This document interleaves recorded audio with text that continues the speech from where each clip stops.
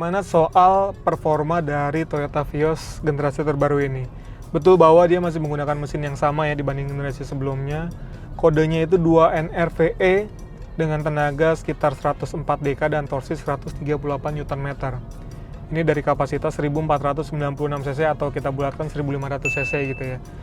Kalau dibandingkan sama rivalnya memang tenaga dan torsinya masih sedikit lebih kecil karena Honda City itu tenaganya bisa sampai 119 dk, torsinya bisa sampai 145 Nm. Dan itu tercermin juga dari hasil akselerasinya. Kalau untuk akselerasi dari 0 ke 100 km per jam, mobil ini bisa menuntaskan dalam waktu 11,5 detik teman-teman. Bandingkan sama rival terdekatnya itu Honda City, bahkan dia masih bisa menyentuh angka 10 detikan. Memang 10-nya 10 gede ya, 10,7 detik ya. Tapi tetap aja ada gap antara Honda City maupun si Toyota Vios ini. Lalu soal konsumsi bahan bakar, ya memang ini lebih irit dibandingkan Honda City ya. Jadi di rute dalam kota dengan kecepatan rata-rata 22 km per jam, Toyota Vios bisa mengukirkan angka 15,8 km per liter. Wow banget kan? Lalu di rute tolnya dengan simulasi kecepatan tinggi yang konstan, kecepatan rata-ratanya itu di 90 km per jam, Vios bisa mengukir angka 19,6 km per liter. Memang nggak lebih irit dibandingkan Honda City yang bisa menyentuh di angka 20-an gitu ya. Ya, tapi angka 19 pun udah irit, apalagi di rute dalam kota juga bisa dibilang irit banget ya segitu ya. Nah, ini juga nggak lepas sebetulnya dari penggunaan CVT-nya sih. Jadi penggunaan CVT, memang di generasi sebelumnya gue udah pakai CVT, tapi memang kalau di sini saya ngerasanya di putaran bawah hingga menengah itu enak banget kan, karena puncak torsinya itu sekarang di sekitar 4000 RPM atau lebih tepatnya di 4200 RPM ya. Jadi emang ketika kita misalnya lagi melaju konstan di kecepatan menengah sekitar 50 km per jam, lalu kita misalnya mau kickdown atau balap gitu, nah ini langsung ngisi banget sih, langsung enak gitu ya. Udah gitu juga di sini enaknya dia sudah ada mode berkendaranya, ada power, ada eco juga. Nah, karena sistem pengoperasiannya mirip-mirip sama Toyota Race gitu ya, atau Veloz Avanza. Jadi untuk masuk ke mode eco kita pencet drive, di sini ada tombolnya. Kita pencet sekali itu masuk ke mode power. Tapi kalau kita masuk ke mode eco, kita pencet yang lama atau long press. Itu langsung kita ke mode eco. Jadi perbedaannya lebih kepada respons dari pedal gas. Kita misalnya injekannya sama-sama 10% atau 20% gitu. Kalau di eco mode ya agak lemot, tapi begitu kita pindah ke power mode, RPM-nya langsung lebih tinggi sedikit, jadi emang lebih responsif. Dan asiknya juga di Vios ini dia dilengkapi dengan pedal shift. Meskipun CVT dia tetap ada kayak perpindahan giginya teman-teman. Jadi kalau misalnya kita mau turun gigi, mau nyalip, tinggal pencet aja yang sebelah kiri. Terus kalau mau naikin lagi, kita tinggal pencet yang sebelah kanan. Ya meskipun kalau kita ngelihat di tuas transmisinya, ini juga ada ya. Nah ini ada mode S dan juga ada mode manualnya. Jadi kalau kita geser sekali ke arah kanan, ini masuk ke mode S. Jadi dia memang putaran mesinnya agak sedikit lebih tinggi. Tapi kalau kita mau pindah-pindah, tinggal ini aja nih. Nah ini untuk nambahin ke depan, atau kita mau engine brake, kita tinggal arahin ke belakang. Nah, oke, balikin lagi ke drive. Jadi normal lagi. Asik banget sih. Ini salah satu fitur mungkin yang ya nggak terlalu penting, tapi enak aja untuk orang yang suka nyetir gitu.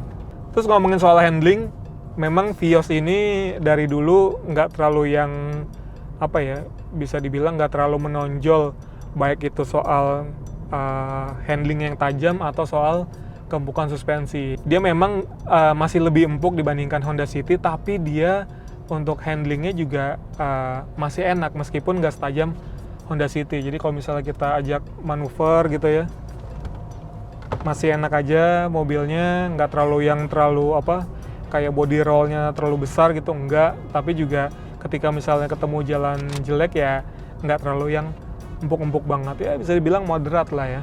Terus yang juga menjadi poin plus dari Toyota Vios adalah soal Toyota Safety Sense, teman-teman. Jadi kalau di Vios itu ada apa aja sih TSS-nya gitu ya.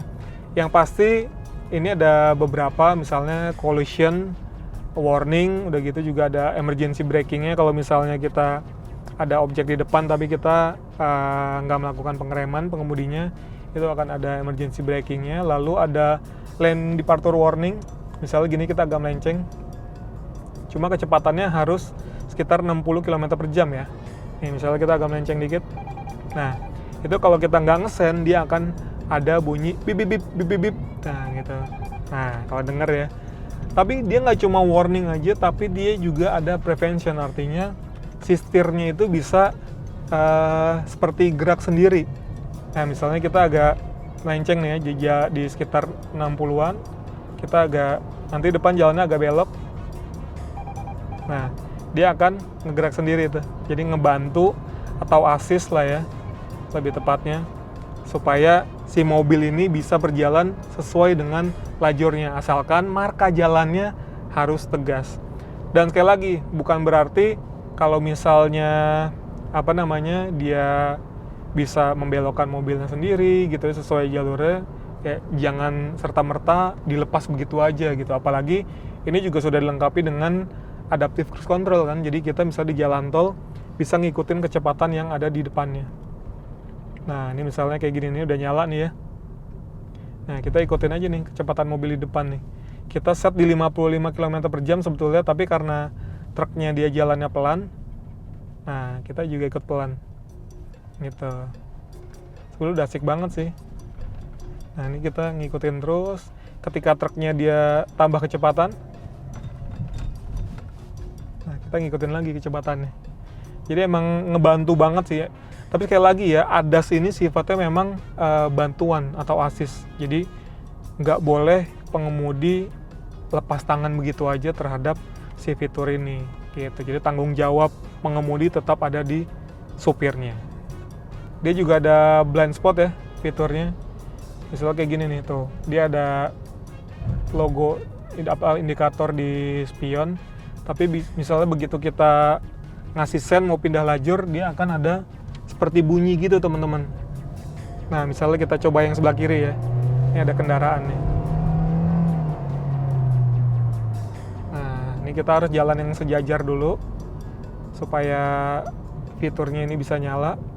Nah itu kan udah nyala tuh ya, tapi kalau misalnya kita mau pindah lajur, nah ada bunyi bip bip bip, tar dulu, jangan dulu, ada kendaraan di area blind spot. Nah BSM ini juga menyatu dengan fitur rear cross traffic alert. Jadi begitu misalnya kita posisi mundur nih, lalu ada kendaraan yang melintas, dia akan kasih tahu lewat indikator yang kedip-kedip itu ataupun lewat suara, sehingga kita bisa antisipasi untuk minimalisir kecelakaan.